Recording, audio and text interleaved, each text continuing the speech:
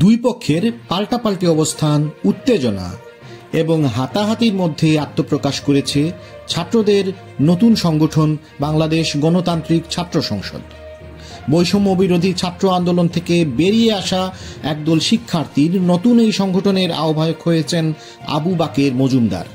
Committee ঘোষণার আগে বুধবার বিকেল 5টার দিকে ঢাকা বিশ্ববিদ্যালয়ের মধুর ক্যান্টিন এলাকায় পাল্টাপাল্টি বিক্ষোভের মধ্যে হাতাহাতি ও সংঘর্ষের ঘটনা ঘটে।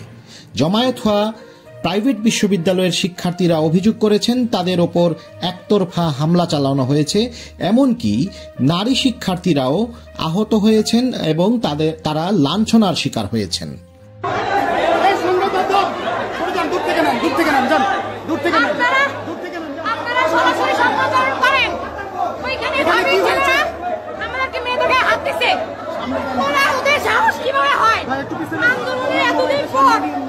কিভাবে আমাদের গায়ে হাত দেয়? প্রথমত এই কৈফিয়তটা দিতে হবে। আমরা ওইগুলো অনেকগুলো মেয়ে ছিলাম, ওরা প্রত্যেকে ঢাবির স্টুডেন্ট ছিল, ঢাবির লোক না করে টিকিট টি-শার্ট পরা ছিল, ওই ছেলেরা আমাদের